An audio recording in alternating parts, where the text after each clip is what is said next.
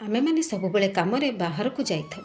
ଯେତେବେଳେ ଆମେ ଘରୁ ପାଦ କାଢ଼ି ବାହାରକୁ ଯାଇଥାଉ, ପୁଣି ଥରେ ସୁରକ୍ଷିତରେ ଘରକୁ ଫେରିବୁ ବୋଲି କୌଣସି ଗ୍ୟାରେଣ୍ଟି ନଥାଏ।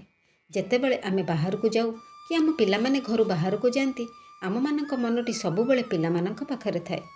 କେତେବେଳେ ସେ ଘରକୁ ସୁରକ୍ଷିତରେ ଫେରିବେ। ଯେତେବେଳେ ପିଲାମାନେ ଘରକୁ ଆସିଯାଆନ୍ତି, ସେତେବେଳେ ସେମାନଙ୍କୁ ଦେଖି ଆମକୁ ବହୁତ ଶାନ୍ତି ଲାଗିଥାଏ।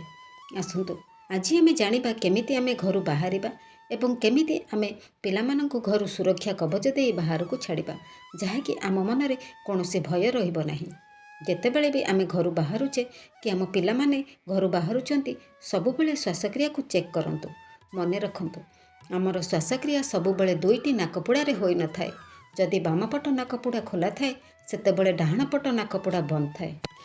ଆଉ ଯେତେବେଳେ ଡାହାଣ ପଟ ନାକପୁଡ଼ା ଖୋଲା ଥାଏ, ସେତେବେଳେ ବାମପଟ ନାକପୁଡ଼ା ବନ୍ଦ ଥାଏ। କିଛି ସମୟ ପାଇଁ ମାତ୍ର 2ରୁ 3 ମିନିଟ୍ ପର୍ଯ୍ୟନ୍ତ ଆମର ଦୁଇଟି ନାକପୁଡ଼ା ଖୋଲା ଥାଏ ବା ସକ୍ରିୟ ଥାଏ।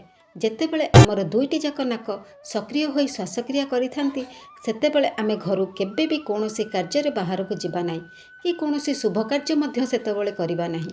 କିଛି ସମୟ ରହିଯିବା। ଯେତେବେଳେ ଆମର ଗୋଟିଏ ନାକପୁଡ଼ା ବନ୍ଦ ହୋଇ ଗୋଟିଏ ନାକପୁଡ଼ା ଖୋଲିଯିବ, ସେତେବେଳେ ଯେଉଁ ନାକପୁଡ଼ା ମଧ୍ୟ ଦେଇ ଶ୍ୱାସକ୍ରିୟା ହେଉଥିବ, ସେହିପଟ ପାଦକୁ ଏରୁଣ୍ଡି ବନ୍ଧ ଡେଇଁ ବାହାରକୁ ଯିବା। ଦେଖିବେ, ଆମେ ହେଉ କି ଆମ ସ୍ୱାମୀ ହେଉ କି ଆମ ପିଲାମାନେ ଘରୁ ସୁରକ୍ଷିତରେ ଯାଇ ସୁରକ୍ଷିତରେ ଘରକୁ ନିଶ୍ଚୟ ଫେରିବେ। ନିଜେ ଏବଂ ନିଜର ଘର ଲୋକ ଏବଂ ନିଜର ପିଲାମାନଙ୍କୁ ଏହି ଶିକ୍ଷା ଦିଅନ୍ତୁ ଏବଂ ନିଜ ପରିବାରକୁ ସବୁବେଳେ ସୁରକ୍ଷିତରେ ରଖନ୍ତୁ। ମୋ ଭିଡ଼ିଓ ଯଦି ଆପଣମାନଙ୍କୁ ଭଲ ଲାଗିଥାଏ, ଲାଇକ୍, ସେୟାର, ସବସ୍କ୍ରାଇବ୍ କରିବାକୁ ଜମାରୁ ଭୁଲିବେନି। ରହୁଛି, ବାଏ।